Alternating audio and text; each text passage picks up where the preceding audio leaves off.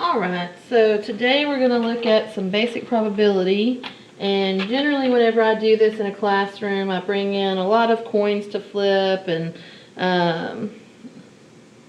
different dice and cards and stuff like that, and I have some of those with me, and so we're going to do some of them as if you were with me, but of course it's way more fun when you're in person and you can do the dice rolling yourself and stuff like that. So unfortunately you're just going to have to stick with me while I do my own stuff. So first of all, we're talking about basic probability here, and so I want to know what is probability to begin with. Okay, and in general, just to give us a short definition, we consider that a probability is the percentage chance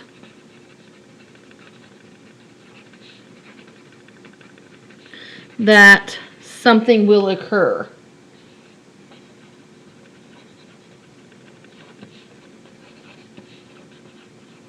It's funny because the one that I said, first was coins, and I don't have any coins with me. That's funny. So, but I think that everybody's probably pretty good with a coin, so let's talk about it. We know that coins have, in general, I'm looking to see if I have any coins sitting around in here. I do not see any at all. Dang it. I'm going to write on one of these pattern blocks. So there. We know that, let's say that if this were a giant, I don't know, silver dollar or something like that, in general, it will have heads on one side, right? Heads on one side. Can you read that? Yep. And it'll have tails on the other. Okay. So whenever we talk about if you were to take a silver dollar and flip it, then what's the probability, what's the chance, percentage chance, that it will land on heads? And most people know, well, there are two sides, okay, and one of them is heads, and one of them is tails, so one chance out of two sides that I will get the heads in that case, right? So whenever we talk about this, what we want to talk about is options that you want, number of options that you want, that's going to go on the top, and then the total possible options goes on bottom. Okay, so for in our case, whenever we're flipping a coin, okay, the probability that we'll get heads is one heads, so the options, number of options that I want, there's one heads, and on bottom then I'll have two possible outcomes, right? So we all know that the probability I flip a coin and I get heads is normally considered 1/2, right? So 1 out of 2. Or if I wanted it as a percentage, we would say 50%. For our purposes, it says percentage, but I'm okay with fractions as well, so we'll stick with those some. So what about if we were talking about just a normal old 6-sided die? Let me grab one that has color to it. A 6-sided die. All right, so we know that this particular die, it's a standard die, right? And it has 6 sides. So if I said, for instance, what's the probability that I roll it, let's not do 1, and I get a 6. Okay, rolling a 6-sided die. We all know that whenever it's multiple dice, it's considered dice. Whenever it's just one die, it's whenever there's just one, we call it a die, right? So we want the probability of getting a 6. Okay.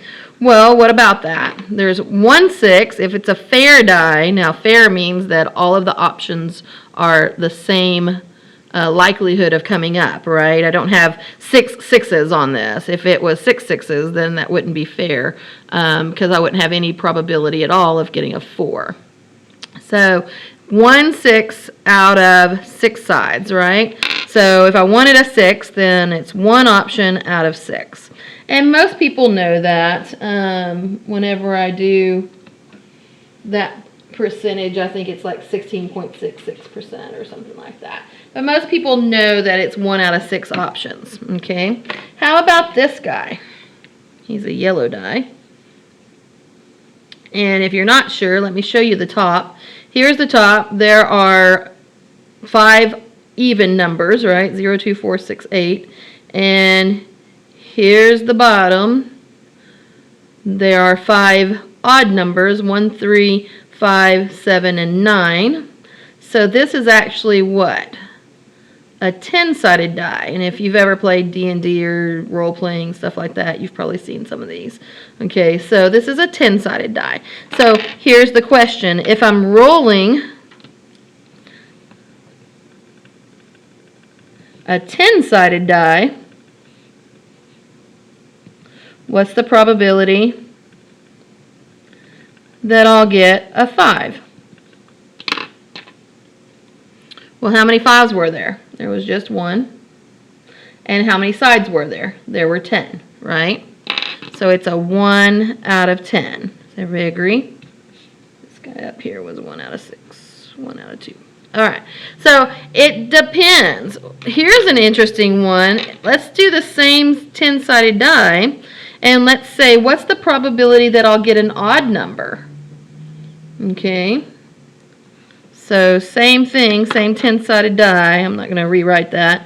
What's the probability that I get an odd number? Well, there are 5 odds, right? These on this other side were evens. There are 5 odds out of 10 options, right? But we know that 5 out of 10 will reduce nicely to 1 out of 2, right?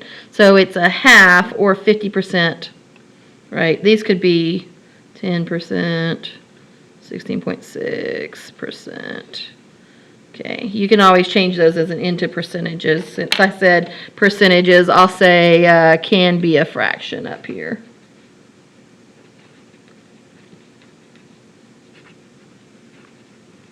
So that everybody is okay. All right, so sometimes I'll have probabilities that are a little bit different. The probability of getting an odd wasn't as easy as just saying, oh, there's only 1 5. I had to see how many odds are on here. Okay, and you have similar stuff. I'm just going to throw some weird dice up here so that we can talk about it. Whenever I look at this one, it's a pyramid. It has 3 upright sides and 1 base. So it's a 4-sided die. And the way you read it is whatever is on the bottom whenever you roll. So if I rolled it just like that, then the bottom number would be a 4. If I'd rolled it like this, then the bottom number would be a 1. So that's a 4-sided die. What's the probability I'll get a 3 on a 4-sided die? Well, the 3, the only way the 3 can come up is whenever that's on the bottom. So there's 1 probability of getting a 3 out of 4 total sides, 4 outcomes, right? So there's some different ones. I have 12-sided dice. I have 8-sided dice. I have 20-sided dice. Okay. And 20 sides. So what's the probability of getting a 20 on this guy? There's 1 20 and there are 20 sides. So that's what? 1 out of 20. And here's a lovely one. This guy, if I can find it, he has lots of sides, 23, 29, 30, there it is. This is a huge 30-sided die, and I have a couple of different ones of that one. When we have class face-to-face, I like to pass out the different dice to different students, and then we'll say, well, what's the probability of getting a 5 for this guy? Well, if you had the 8-sided die, there's only 1 5, but there's 8-sided. So the probability of getting a 5 here is 1 out of 8. But here, this guy is a 12-sided die. So what's the probability of getting a 5 on this one? 1 out of 12, right? So it just depends on what I'm doing. There's different stuff going on there. So, probability of dice. Something else that comes up whenever we're doing probability is cards, decks of cards. Okay, and what I find the longer I teach this class is the younger the students get, the less likely they are to have actually held an actual deck of cards and to know what's going on. So I would recommend, even if you don't have an actual deck of cards somewhere in your home, that you at least go online and play solitaire or something like that and see what kinds of cards do you come up with in a deck of cards. So real quickly, some factoids about a deck of cards. Okay, my first question is, how many cards are in a deck of cards? Okay, and the answer is there are 52 unique cards, and we're not counting jokers. If you do play, then you know something about that, right? There's 52 unique cards, all right? They range from face cards to number cards, right? Okay, the highest possible guy, unless, well, it depends on how you're playing, but the highest possible card is a king. An ace sometimes is higher than a king. Sometimes it's a 1. Okay. Let me stick this guy over here. There are just regular number cards. Here's a 5. Oops, that's the same guy. Let's do this. There's a 5 and there's a 7. All right, so there are number cards, and then there's these face cards that have pictures of jacks and kings and queens on them. So the question becomes, okay, I've got them laying out here, how many different suits of cards there are? So suits means what kind? So are you looking at diamonds or spades or clubs or hearts? Okay, so there's 4 different suits. Okay. So that's a little factoid you need to know. 4 suits. There's 2 reds. Those are diamonds and hearts. These are red. And then there's spades and clubs. And these cards are all black. Okay, and again, I'm not going to spend tons and tons of time going over this. You can go grab a deck of cards and make sure that you understand how cards work. Okay, so 4 different suits. There they are. Okay, and how many cards are in each suit? Well, the answer is you get an ace, a 2, a 3, a 4, a 5, 6, 7, 8, 9, 10, and then a jack, a queen, and a king. And again, if you've never seen those, you need to, it would be helpful if you actually placed your hands on a deck of cards and had your parents or somebody teach you how to play, I don't know, solitaire by hand instead of off of a computer. So here we go. Jacks, J's, queens, Q's, and kings, K's. So those are called face cards. So those are all those guys. So the question was, how many of each suit are there? Because you got a jack of spades, and you've got a jack of diamonds, and you've got a jack of hearts, and a jack of clubs.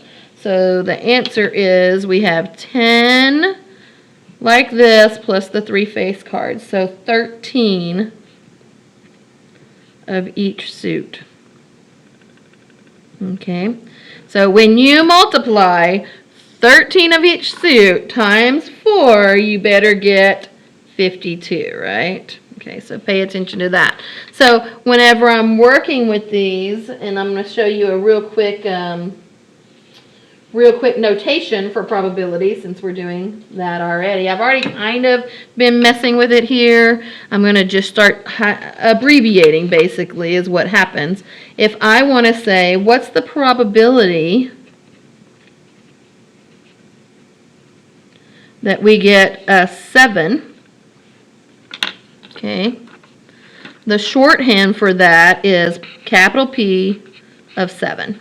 And again, we're talking about a fair deck of cards. We're not talking about one that's got extra aces or it's got the jokers in it or whatever. It's a fair deck of cards, which means that if I have this many cards, like we said, then I have just as likely of an opportunity of drawing the 7 of hearts as I do of drawing the king of diamonds. Okay, fair deck of cards. All right, probability of 7. Well, there's a 7 of each suit, right? There's a diamond, 7 of diamonds, a 7 of hearts, a 7 of spades, a 7 of clubs. So there's 4 of those guys. So there's 4 outcomes. And how many total cards were there? 52, right? So 4 out of 52. Now these will almost always reduce, and so I'm going to go ahead and do that. 1 out of 13. 4 goes into 52 13 times. We know that because there's 13 cards per suit, right? So 1 out of 13, which just means in each suit there's 1 7 out of these 13 guys. All right, so as we go through, I'm going to want you to be able to do some stuff using different things like this. So if I start talking about decks of cards, I don't want to have to stop and reiterate whatever is going on. Like if we say we're going to deal everybody 7 cards, what's the probability that you get 4 jokers or 4 jacks? I'm going to say, not jokers, 4 jacks. Then we're going to talk about those probabilities later, not today, but later. And so I want you to understand how a deck of cards works so that you can go ahead and do that. All right.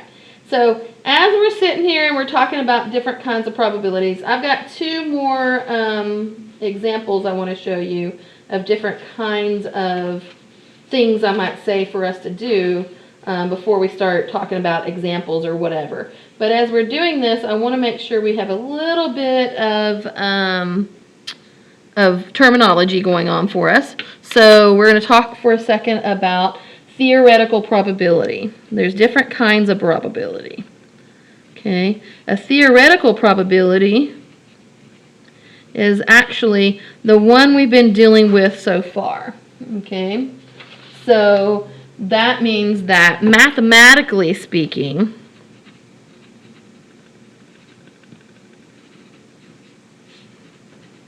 okay, so it's not reality, it's mathematically speaking. Mathematically speaking, the chance of something happening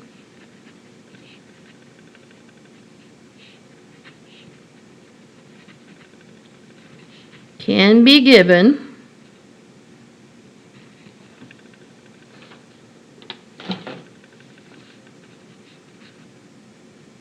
as outcome you want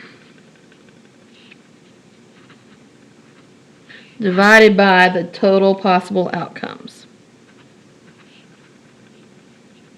Okay, that's what we already said.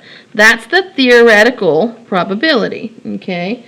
Or whatever that is, percentage, whenever we divide and then multiply by 100. Which is one reason why we've already worked with percentages some early in the semester off of exam 1, right? So we wanted you to be able to convert back and forth and between fractions and decimals and percentages and be okay with it. So that's what's going on there. So that's the theoretical probability. And that's what, whenever I say, what's the probability you're going to get heads whenever you toss this coin? And everybody says 1/2, okay? Theoretically, that's what happens. Okay, but there's other kinds of probability. So the one we're going to work with some is experimental, and sometimes it's called empirical probability. Okay, so what the heck does that mean? Well, we know what experimental means. We've already talked about that. So that's whenever I'm actually doing something, experimenting with something, right? I'm playing with it. So this is, although we know what is expected of us, okay, what is the theoretical probability?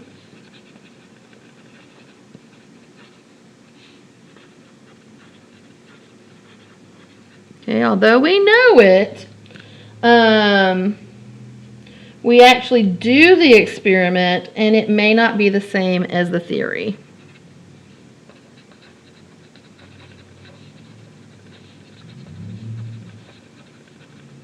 We actually do the experiment, and it may not be the same as the theory.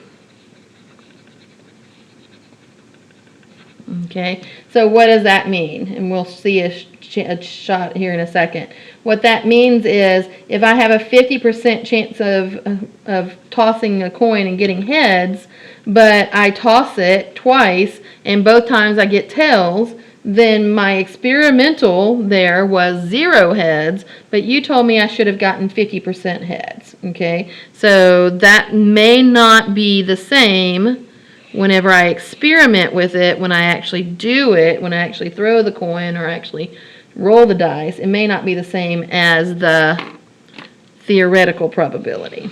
Okay, so for instance, here's a 6-sided die. And we know that whenever I roll it, there's a 1 in 6 probability of getting a 5. So what I'm going to do, what that means is probability of getting a 5, remember that notation, P of 5, is 1/6. So what that means for me in reality when I'm going to roll that is that 1 out of 6 times I should get a 5. If they are fair and it's the equal likelihood of these happening. Okay, so let me just do it real quickly. There's once, did I get a 5? Nope. There's 2, did I get a 5? Nope. There's 3, no 5s. 4, 5, 6. So I rolled it 6 times and I did not get any 5s. Okay, I'm actually glad I didn't get any 5s because now I can say, but in reality when I rolled it, I got 0. Okay, so this is my theoretical probability, but in reality, when I rolled it, I got 0 out of 6. Okay, what's 0 out of 6? 0. Okay, the 0 on top is okay. So I got 0 5s. I didn't get any of them, man. So even though I should have theoretically, I had a 16% chance, basically, of getting a 5 out of those 6 rolls, I didn't get any. Okay. Sometimes, though, the experimental probability gets close to the actual probability, so to the theoretical probability. So what would have to happen here? In other words, I only rolled it 6 times, but there's something called the law of large numbers, and what it says is that the more times you run an experiment, the more likely you are to have your experimental probability approach the theoretical probability. Okay, so this is called the law of large numbers. It has a couple of other names, but this is what we're going to call it in here. Okay, the more times you run your experiment,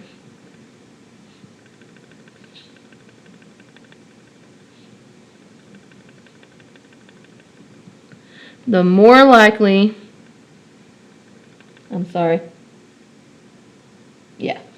the more likely your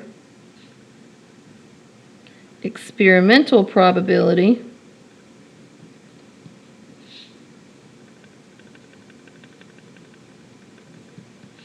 will approach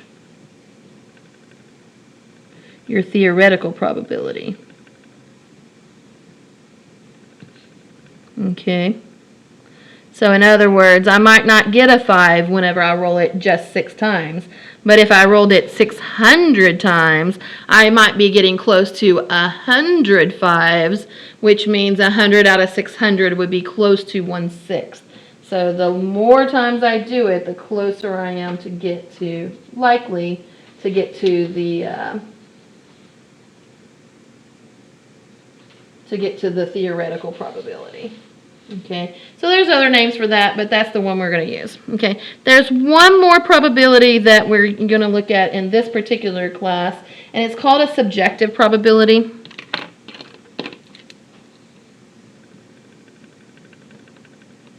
And honestly, I don't even feel like this is a valid probability. So I don't do much with it in the class, but we're going to mention it just to make sure everybody's got it. Subjective probabilities are probabilities that are based on What does subjective mean?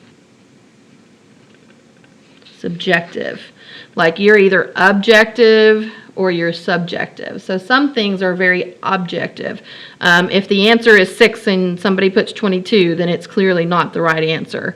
However, if somebody writes an essay and they get close to what I wanted to read, then subjectively I can say, okay, that's pretty close to what I wanted it to be, and I can give them at least a lot of partial credit, if not full credit, right? So that's subjective. It means that it's up to me as an individual to grade those, whereas objective is not as open.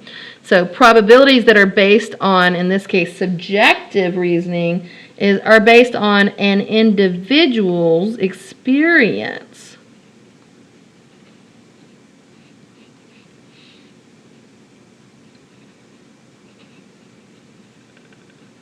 Okay, or their background. Okay, so in other words, I might say, oh, if I'm walking down the street and I'm asking people their birthdays, it's absolutely not going to happen that somebody's going to tell me that they were born on February 29th, which is leap day, right? It's very unusual. And I might say that there's no probability of that because I've never met somebody whose birthday was leap day. So in my opinion, in my experience, in my background, it doesn't happen very often, so I could say the probability of that is close to 0. Okay, so that might be someone with leap day as their birthday. It's kind of long, but that was my example that I came with up on the fly. So I might say the probability of that is 0. However, if somebody actually has a birthday that's leap day, they might say, oh, it happens all the time. You know, you got a 100% chance, especially if I'm walking down the street or something like that. I have a student right now who is engaged. So if you ask her what's the probability that she'll be married by May, that's her wedding date, she'll say, oh, it's 100%. Okay, so she's certain she's getting married by May. However, I am not engaged, so if you ask me what's the probability that I'm going to be married by May, I might say, oh, it's 0% because I'm not getting married anytime soon. Okay, it's very subjective. Like I said, I don't even feel like it's a valid form of probability. However, I will say people do this all the time. Okay, so in other words, have you ever heard your grandparents say, oh, my knee is acting up today, it's going to rain? You know, like they're certain, it's 100% probability it's going to rain in the next day or so. Okay, so people do it all the time. They make comments like that, and they support their answers, so to speak, all the time with stuff like that. Okay, so just to know that that stuff's out there. So what do we know about probabilities? Okay, and I've kind of hinted around it a little bit. If you have a probability, it's going to be somewhere between 0% and 100%. Okay. You can't have a negative probability of something happening. The worst that happens is it's never going to happen, which is a 0. Okay? And the most you can have is a certainty. I am certain this is going to happen, which leads me up to 100%, and that's the most possible. That I can't say there's a 200% probability that that event is going to happen tonight. Okay? It just doesn't work that way. So it's either between 0, it's somewhere between 0 and 100%. Or if we had a P, P is going to represent probability of A, and we were dealing with fractions or decimals, we would say, well, it's between 0, or 100% chance would be a 1, right? So you might have some probabilities that are like, let's talk about some of the stuff we've had. 1/6. Well, isn't 1/6 greater than 0 but less than 1? Absolutely. Okay. How about 1/20th for rolling a 5 on a 20-sided die? Okay, absolutely, that's between 0 and 1. Some of the stuff we said, we had a 50% chance or a half. That's absolutely between 0 and 1. So if it's never going to happen, it's a 0. If it's definitely, or some people might say always going to happen, it's a 1. Okay. And if it's somewhere in that continuum between it, most of our probabilities are going to be between. Or somewhere in between. Okay? They're not a 0, they're not 100, 0% or 100%. They're probably going to fall somewhere in between those. All right, I'm going to give you the 2 extra examples that I mentioned we're going to do, just so that we can see them all in here. One is, I like to do sometimes a spinner, okay? And I like to do the spinner for a couple of reasons. So I'm just going to make, real quickly, a spinner. Some people have spinners, or you can make your own really quickly. I want it bigger than that, so sorry. Let me flip that over and try again with a bigger circle. All right, so I'm just making a circle. I'm going to pick a fairly large radius on my circle. Here we go. That's good. Making my circle. And what I'm going to do is I'm going to slice it right down the middle, going through the center that I marked. And we're going to talk about it. All right, oops. So, assume that's a straight line. If my sections are A over here and B over here, then my question is, first of all, is this a fair spinner? Yes, at the moment it's fair, right? It's a 50% probability that I have an A and a 50% probability that I get a B. So right now this is 1/2 or 50%. Okay? And right now the B is also 1/2 or 50%, but it's not going to be that way for long, so I'm not labeling it yet. Okay? So if here's my center, if I use just a nice pretty little paper clip, okay, and if I always start it, let's say we're always going to start it on the line here. So we have to be a little bit careful because sometimes the starting point can mess with us. There, I get an A. Like if I'm always starting it here, there I got a B. Oh, I'm going to stop right there. Did it twice, I got one of each. Yay. 1/2. Okay? Woohoo! That never happens. All right, so right now it's fair because it's equal opportunity to get an A as it is a B. But what I'm going to do is I'm going to come across here and I'm going to cut through here. And I'm going to make a section C. Now, these guys are now pretty close to equal. Hopefully they are. What's the probability I'll get a B? It's 1 out of, don't say 3, because we need them to be equal, right? So if it was equal, I'd have a dashy thing across there. It would be 1 in 4 chances, right, to get a B.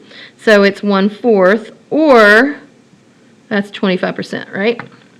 Okay. So now the question is this a fair spinner? Okay, I'm going to repeat the question that I had earlier. Is it a fair spinner? And the answer is absolutely not, right? Because this is 25% chance and this is 50% chance. And so, no. Probability of getting A does not equal probability of getting B, right? Okay, so that's why.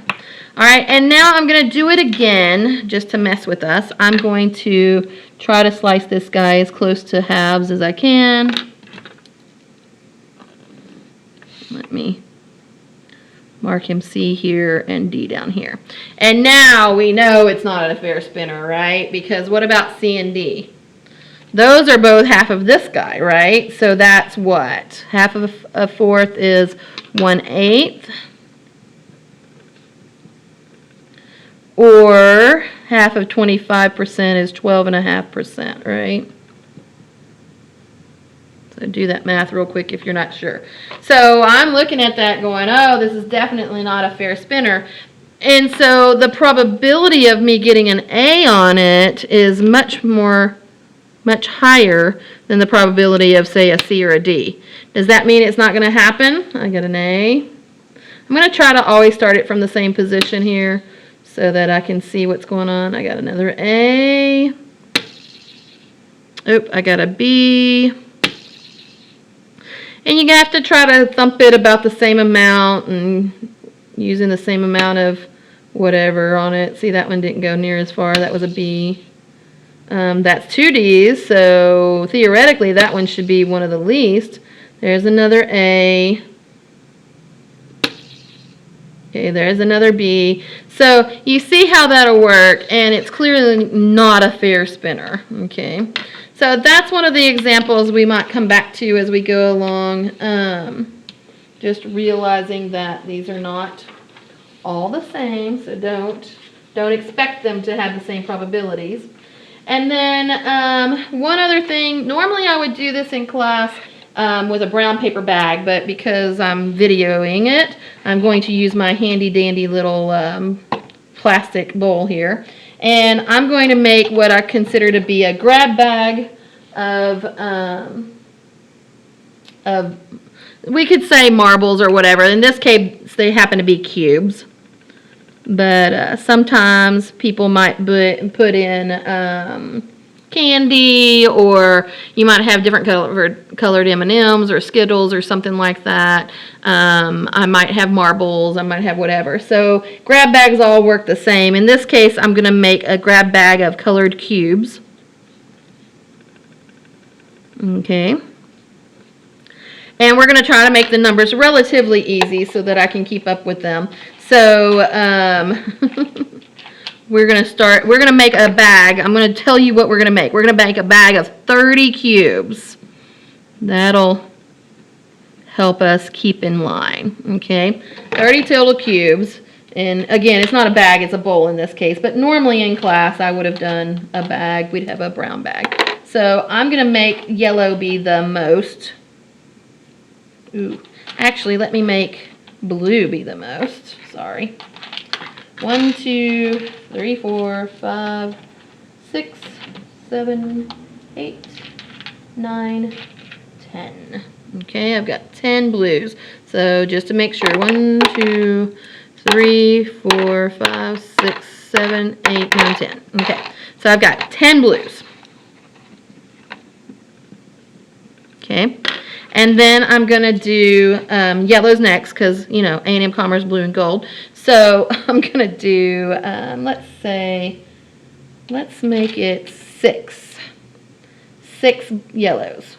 1, 2, 3, 4, 5, 6. All right, yellows is 6. Okay, so I'm up to 16. Now I'm going to do reds. 1, 2, 3, 4. Okay, 4 reds. All right. Okay, and then, so I'm up to 20 now, right? How about, what do I have? 1, 2, 3 purples.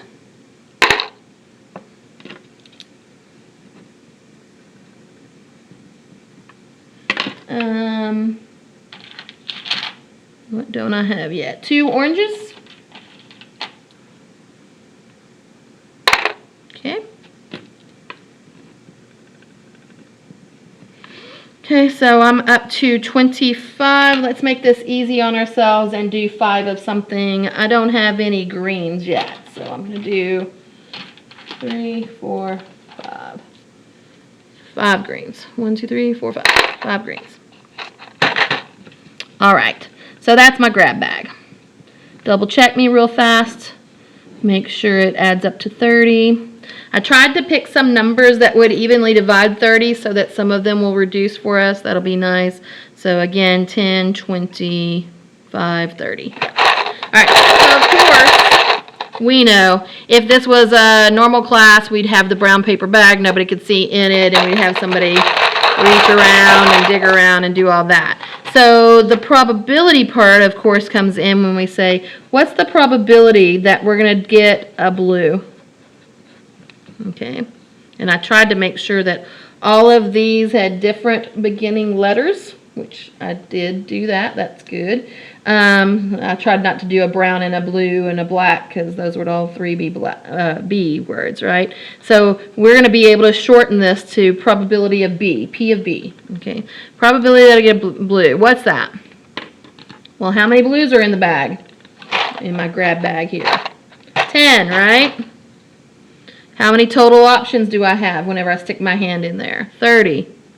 So what would we expect somebody in class to come up with? Actually, blue is the one that has the most in there, right? So they're most likely to grab one of those. So yeah, we expect them then 1 in 3 times. A lot of the time they're going to come out with a blue, right? Okay, so that reduces 10 out of 30, 1/3. Okay, we are going to have to think a little bit about whether or not we want to reduce. And we talked about this a little bit before whenever we were doing some stuff with the frequency table, and we did some percentages there. Sometimes I don't want to reduce, and the reason why is because if I want this to add up to 30 over 30, which would be my entire bag, right, then I want to keep them as a common denominator. But for right now, I'm not really caring about that. So we can do stuff like this. What's the probability of a yellow?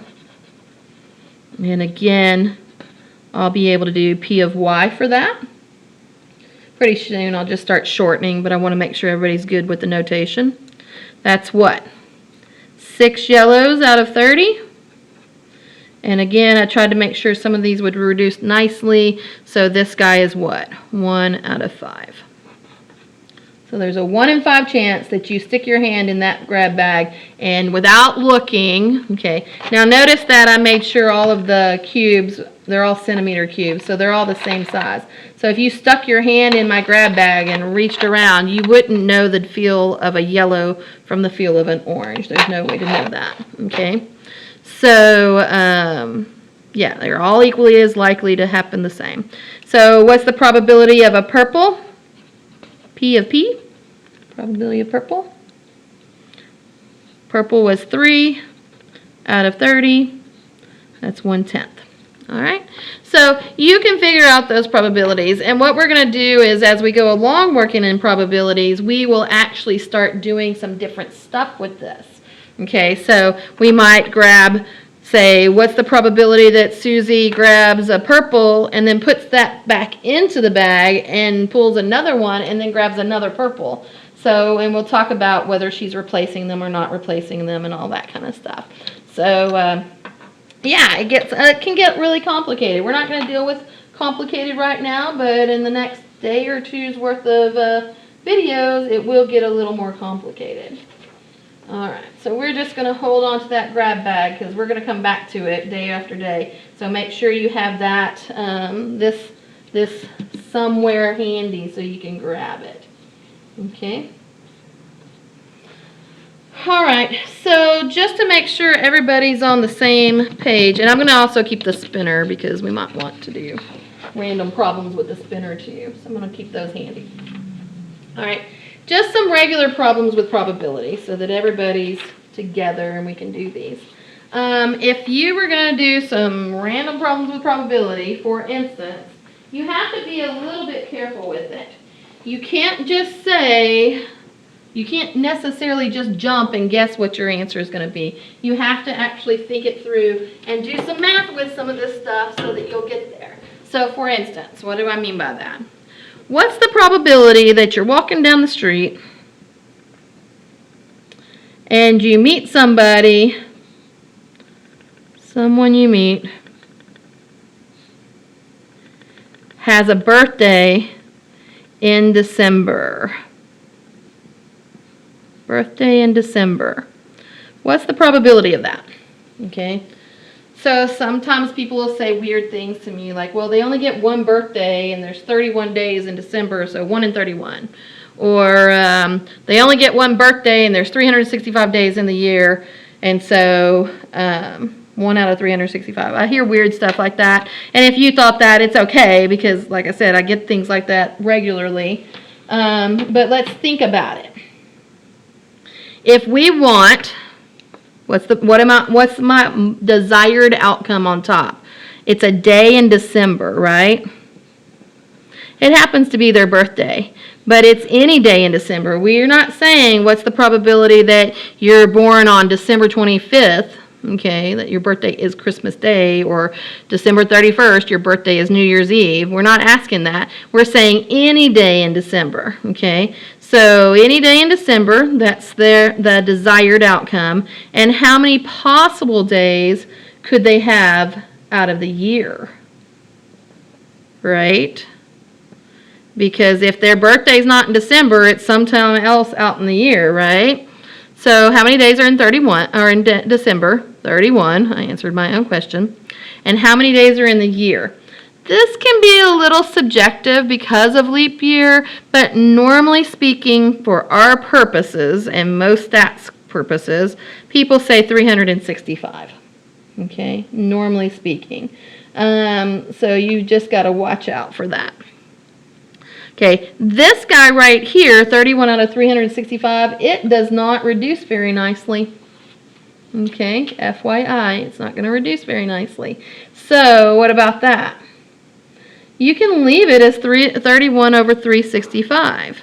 Now, if you just have to change that into a decimal or into a percentage, that decimal would be 0.085, or we would call it what? 8.5%, or some people might say 8.5%. Okay, any of those are acceptable. Okay, so that's the probability that they have a birthday in December. Now, what if we were being very specific and we said, no. We want their birthday is 12/31. We want them to be a New Year's Eve baby. Okay, well, that's a very specific question. We still are talking about all the days in the year because my birthday is not December 31st, so they have lots of other options. But what's the chance of them having a birthday that is 12 out of on December 31st, 12/31? There's only one of those, right? But there's 365 days in the year, so that's a very slim chance of that happening. So just be aware that if I'm more specific about it, then yeah, it becomes a little bit more difficult to do, right? Okay. So some of the stuff that we're going to do, you'll see we're going to have some stuff called tree diagrams. We're going to have relative frequency coming in and helping us out with stuff we've done before. Yeah, so we'll see how this develops as we go forward. I really just wanted in this video to kind of introduce you, to remind you that dice are out there, to remind you that, oh, I know what I wanted to do. Okay, give me a second. To remind you of what flipping a coin sounds like, to remind you of what a deck of cards looks like. So if you haven't had a chance in a long time to do a deck of cards, play with them in any way, get your hands on a deck of cards and get familiar with them again so that you can be okay with it. Okay. What if I said your birthday probability, I knew what I wanted to do, probability your birthday is in February.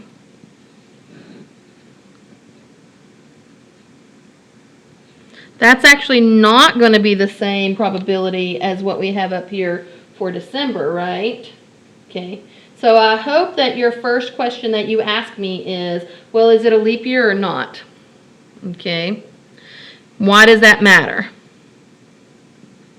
Because if it's a leap year, I hope I hear you say in my mind, if it's a leap year, you get 29 days, right? If it's not a leap year, you only get 28 days. So for our purposes, we're going to do not a leap year because more of the years have not a leap day than do. So 28 out of 365. Notice that the probability that your birthday is in February is not the same as the probability that your birthday is in December. And by the way, it would not be the same as, this was approximately, and this is approximately 0.077. It would not be the same as if I had a birthday in April, for instance. April has only 30 days. So this is going to change depending on the situation that you give me. Okay, so don't always put 31 over 365 just because we're talking about birthdays, because that's not true. It depends on the specific situation. All right, so that's it for the basics of probability. We are going to do some other stuff with probability, and that's coming up soon. But this at least gets you started on it and familiarized with where we're headed. All right. Thanks, and if you have questions, let me know.